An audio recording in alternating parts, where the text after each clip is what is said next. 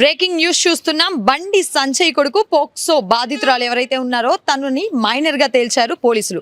అయితే ఏ విధంగా తేల్చారు అని అంటే హైదరాబాద్ లోని ఒక ప్రైవేట్ ఆసుపత్రిలో జన్మించినటువంటి ఆమె ధృవీకర పత్రంతో సమర్పించగా దాని ఆధారంగా సంవత్సరంలో ఉన్నటువంటి జీహెచ్ఎంసీ రికార్డులను పరిశీలించి మరి ఆమె మైనర్ అని తేల్చారు పోలీసులు. అది ఇప్పటి వరకు ఉన్నటువంటి ఇన్ఫర్మేషన్. ఇప్పుడు వచ్చినటువంటి లేటెస్ట్ ఇన్ఫర్మేషన్ అయితే ఇది. ఇప్పటి వరకు తను మేజరా మైనరా అని చెప్పేసి డిబేట్ల మీద డిబేట్లు పెడుతున్నటువంటి ఛానల్స్ గానీ అదే విధంగా ఒక పార్టీ నాయకులకు గాని తను మేజరే అని చెప్పి తప్పుడు ఆధారాలను సేకరించాలనేటటువంటి ఆలోచనలో ఉన్నటువంటి బండి సంజయ్ కుమారుడైనప్పటికీ గానీ ఆయన తరపు న్యాయవాదులైనప్పటికీ గానీ ప్రతి ఒక్కరికి కూడా ఒక చెంప పెట్టు దెబ్బలా ఇది మారిందని చెప్పుకోవచ్చు. అయితే నిన్న ఏదైతే అతన్ని రిమాండ్ కి సంబంధించి కోర్టుకు హాజరవ్వమన్నటువంటి తరుణంలో అతను కోర్టు హాజరు అవ్వకపోవడంతో ఇక ఆ అమ్మాయికి సంబంధించినటువంటి పూర్తి ఆధారాలను సేకరించి మరి పోలీసులను తను మైనరా మేజరా అనేది చాలా క్లియర్ గా అన్ని డీటెయిల్స్ తీసుకొని మరి ఆధారాలను సేకరించి మరి క్లియర్ గా అన్ని ఇన్ఫర్మేషన్ సేకరించి మరి మళ్ళీ కోర్టు మెట్లెక్కమని చెప్పారు పోలీసులకి. అయితే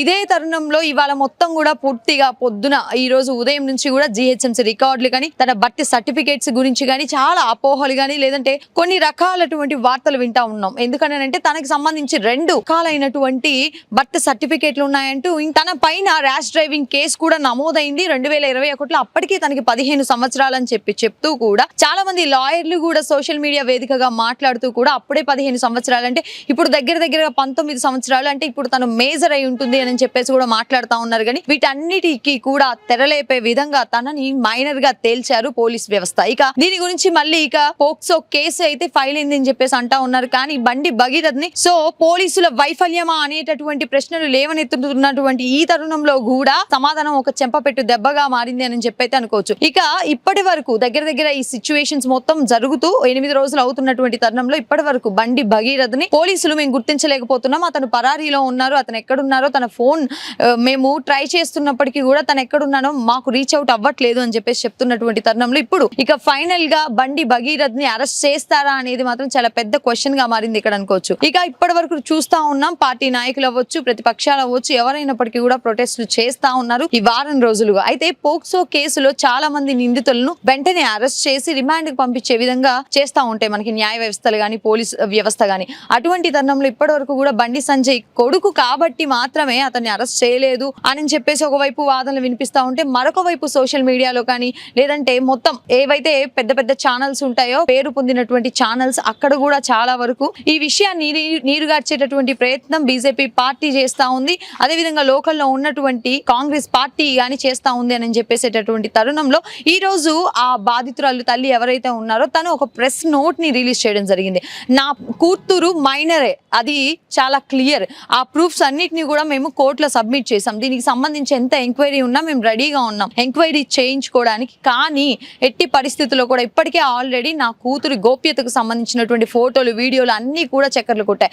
అయినప్పటికీ కూడా నా కూతురికి జరిగినటువంటి అన్యాయానికి నేను సపోర్టివ్ గా ఖచ్చితంగా ఎట్టి పరిస్థితుల్లో ఫైట్ చేయడానికి ముందుంటాను. మా కూతురే మాకు ప్రాధాన్యత, మా కూతురే మాకు ప్రాణం అని చెప్పుకొస్తూ ఆ తల్లి మీడియా వాళ్ళందరికీ కూడా ఒక నోట్ ని రిలీజ్ చేయడం జరిగింది. అదే తరుణంలో ఇప్పుడు వచ్చినటువంటి తాజా వార్త ఏదైతే ఉందో తను మైనరే అనేటటువంటి తాజా వార్త. ఇక ఇప్పుడన్నా బండి భగీరథ్ని పట్టుకుంటారా, ఎక్కడున్నాడు ట్రేస్ చేస్తారా, అసలు పట్టుకుంటారా, న్యాయం జరుగుతుందా, ఆ బాధితురాలకి ఏం జరగబోతోంది అనేది చాలా ఉత్కంఠభరితంగా కొనసాగుతుంది. మొత్తం తెలంగాణ రాష్ట్రంలోనే కాదు దేశం అంతటా అని కూడా చెప్పుకోవచ్చు. ఎందుకంటే ఇది చిన్న విషయం కాదు, చిన్న కేసు కాదనమాట. ఎందుకనంటే చాలా పెద్ద మంత్రి అయినటువంటి, ఎలా చెప్పాలంటే కేంద్ర సహాయ శాఖ మంత్రిగా ఉన్నటువంటి కొడుకు తప్పు చేస్తే శిక్ష పడుతుందా అనేటటువంటి ప్రశ్నలు చాలా లేవనెత్తుతున్నటువంటి తరుణంలో తను మైనరే అని చెప్పేసి ఇప్పుడైతే డిక్లరేషన్ కి వచ్చిందని చెప్పుకోవచ్చు. అయితే ఇందులో భాగంగా చాలా మంది సోషల్ మీడియా యాక్టివిస్టులు గానీ తను మేజరే అని చెప్పేసి మాట్లాడుతూ తను మేజర్ అయి ఉండొచ్చు, మైనర్ అని ఎవరు చెప్పారు మీకు అని చెప్పేసి చాలా పెద్ద ఎత్తున విస్తృతంగా ప్రచారం చేసేటటువంటి తరుణంలో ఉన్నారు. ఇక వీళ్ళందరి మీద కూడా ఏమైనా యాక్షన్స్ తీసుకోబోతారా, ఎటువంటి యాక్షన్స్ తీసుకుంటారు, తప్పుడు ఇన్ఫర్మేషన్ ని పాస్ చేస్తూ పీపుల్ ని తప్పుదో పట్టించే విధంగా చూస్తా ఉన్నారు అని చెప్పేసి కూడా వాళ్ళ తల్లి కూడా కొంతవరకు వేదనకు గురయ్యి మాట్లాడినటువంటి మాటల్ని కూడా ఈ ప్రెస్ నోట్ లో మనం చూసామన్నమాట. అయితే ఇక చూడాలి ఇప్పుడు ఈ కేసు ఏ మలుపు తిరగబోతోంది. మరి ఒక కేంద్ర సహాయ శాఖ మంత్రి కొడుకుకి ఈ మొత్తం కేసులో కూడా చర్యలు తప్పవంటారా, అరెస్టులు తప్పవంటారా అని కూడా చూడాలి. ఎందుకంటే పోక్సో కేసు అనేది చిన్న కేసు కాదు, చాలా స్ట్రిక్ట్ కేసు అని చెప్పుకోవచ్చు. ఇప్పటికే 7 రోజులు అయిపోయింది, కానీ ఇప్పటి వరకు కూడా ఆ అబ్బాయిని పట్టుకోలేకపోవడం, ఆ అబ్బాయి మొత్తం ఇంకా నాకు సమయం కావాలి, తనకి సంబంధించినటువంటి పూర్తి ఇన్ఫర్మేషన్లు తీసుకొచ్చి తీసుకొచ్చి నేను సబ్మిట్ చేస్తానడం. ఇదే అంశానికి సంబంధించి బండి సంజయ్ గారే ఒక మాట చెప్పారనమాట. నాన్న నేనే తప్పు చెయ్యలేదు అని చెప్పేసి నా కొడుకు చెప్పాడు, పూర్తి ఆధారాలు సేకరించి మరి వస్తానని చెప్పేసి కొడుకు చెప్పాడు. కానీ చూడాలి, తప్పు చేస్తే మాత్రం ప్రతి ఒక్కరికి కూడా సమన్యాయం ఉండాలి అని చెప్పేసినటువంటి బండి సంజయ్ కు మరి ఇది ఎదురు దెబ్బ అని చెప్పేసి కూడా మనం అనుకోవచ్చు.